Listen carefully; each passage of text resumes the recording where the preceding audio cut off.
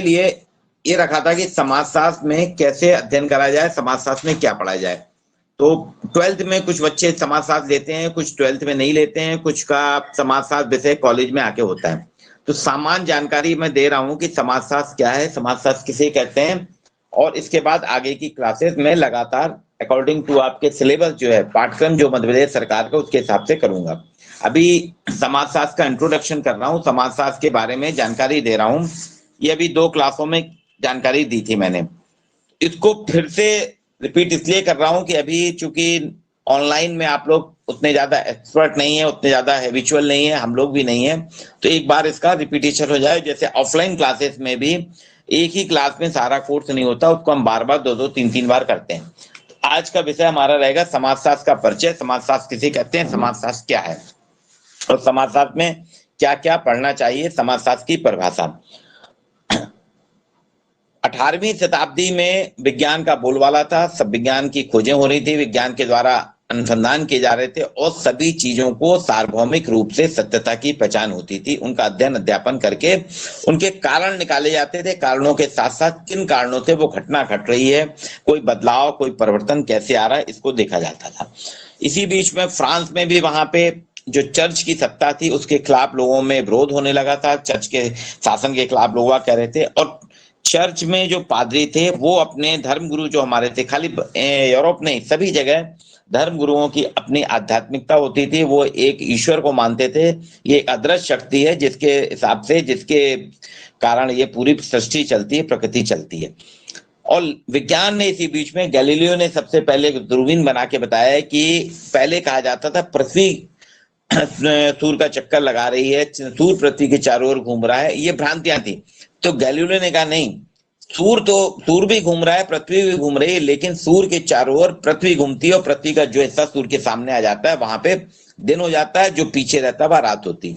तो उसमें गैलीलियो को बहुत विरोध सहना पड़ा, पादरियों ने कहा ये गलत कर रहा है, ये हमारी सृष्टि को चुनौती दे रहा है। अंततः गैलीलियो ने कहा कि मैं आपसे क्षमा चाहता हूं, लेकिन एक दिन ऐसा आएगा जब आप मेरी बात मानेंगे। वहां से विज्ञान की शुरुआत होती है, धीरे धीरे नए नए विज्ञान के आविष्कार होते हैं, और विज्ञान ने सदियों से चली आ रही जो हमारी परंपराएं थी, विश्वास थे, उनको चुनौती देना शुरू करा। 18वीं शताब्दी आते आते थे विज्ञान के काफी खोजें हो चुकी थी, विज्ञान बहुत ज्यादा स्थापित हो चुका था। इसी दौर में फ्रांस के एक दार्शनिक थे सेंट साइमन,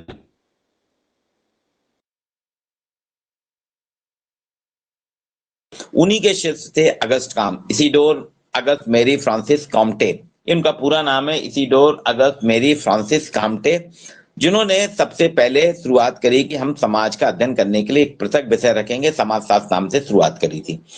पहले 1836 में उन्होंने इसको सामाजिक भौतिकी नाम दिया, कि समाज का, भौतिक जगत का, भौतिक जगत में जो समाज है, भौतिक जगत के आसपास सामाजिक क्रियाएं जो होती हैं, सामाजिक क्रियाकलाप जो होते हैं, इनका हम अध्ययन करेंगे, ये 1836 में।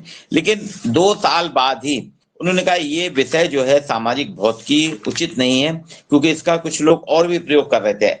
एलेंस भी अपने एक जो थे दार्शनिक, उन्होंने सामाजिक भौतिकी का प्रयोग किया था। तो अगस्त कॉम को लगा कि पहले वो सामाजिक भौतिकी शब्द ले चुके हैं, तो सामाजिक भौतिकी रखना उचित नहीं है, तो उन्होंने अंग्रेजी भाषा के सोशियोलॉजी का प्रयोग किया।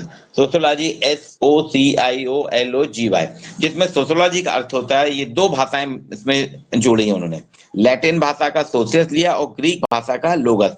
इन दोनों शब्दों को जोड़ के एक नया शब्द बनाया सोशियोलॉजी, जो सोशियोलॉजी शब्द है, जिसमें सोशियस का अर्थ होता है समाज का, समाज के बारे में, समाज से संबंधित, और लोग शब्द का अर्थ होता है अध्ययन या विज्ञान। तो इन दोनों शब्दों को जब हम जोड़ते हैं, इन दोनों के शब्दों के जोड़ने से बनता है सोशियोलॉजी, हिंदी में जिसका अनुवाद है समाजशास्त्र, जिसका अर्थ होता है समाज का अध्ययन या समाज का विज्ञान।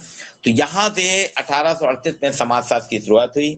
अगस्त काम का कहना था हम समाज का अध्ययन करेंगे, समाज में होने वाले क्रियाकलापों का अध्ययन करेंगे, सामाजिक तत्वों का अध्ययन करेंगे, सामाजिक क्रियाओं का अध्ययन करेंगे, समाज की प्रक्रियाओं का अध्ययन करेंगे। लेकिन ये सारे अध्ययन जो हम करेंगे, ये सारे के सारे अध्ययन हमारे विज्ञान सम्मत होना चाहिए। जिस तरह से विज्ञान किसी भी चीज को अध्ययन करता है, विज्ञान के नियम सार्वभौमिक होते हैं, विज्ञान एक निश्चित पद्धति के तहत अध्ययन करता है, विज्ञान की प्रक्रियाएं होती हैं, विज्ञान के सिद्धांत होते हैं, विज्ञान के विज्ञान के एपरेटस होते हैं, और विज्ञान जो भी नियम बनाता है, जो भी सिद्धांत देता है, जो भी घटना का प्रतिपादन करता है, उसका आप पुनर्परीक्षण भी कर सकते हैं, उसमें भविष्यवाणी की भी क्षमता होती है। तो इस आधार पे इन्होंने कहा कि हमको अध्ययन करना है, तो उसी से शुरुआत हुई थी। अगस्त क्रांति ने कहा समाज का अध्ययन करने के लिए। तो सामान्यतः हम कह सकते हैं समाजशास्त्र समाज का अध्ययन करने वाला शास्त्र है, जिसके समाजशास्त्र एक ऐसा शास्त्र है, एक ऐसा विषय है जिसमें संपूर्ण समाज का हम अध्ययन करते हैं, संपूर्ण समाज का हम विश्लेषण करते हैं। तो यहाँ से शुरुआत हुई थी अगस्त क्रांति के माध्यम से, और आज हम देख रहे हैं कि समाजशास्त्र धीरे धीरे पूरे विश्व में फैलता जा रहा है। पूरे उसमें हर जगह कोई भी ऐसा देश नहीं है जहां समाजशास्त्र का पाठ्यक्रम या समाजशास्त्र का संचालन ना होता।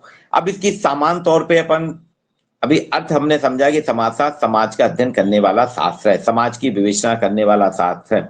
इसकी परिभाषाएं बहुत सी, जैसे अगस्त कॉम ने कहा था समाजशास्त्र समाज का विज्ञान है, समाजशास्त्र समाज का वैज्ञानिक रूप से अध्ययन करता है।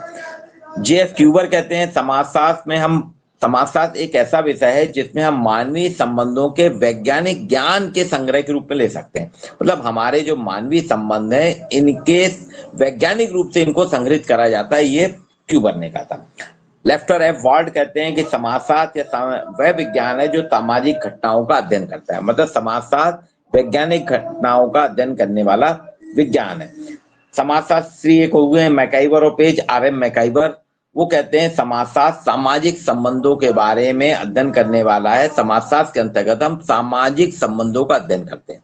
अभी आगे आपकी जब क्लास आएगी उसमें समाजशास्त्र के बारे में बाद में जब हम समाज की बात करेंगे, तो समाज अभी हम सामान्य तौर पे व्यक्ति के समूह को मानते हैं, लेकिन समाजशास्त्र कहता है व्यक्तियों का समूह समाज नहीं है। वास्तव में व्यक्तियों के बीच में जो संबंध होते हैं,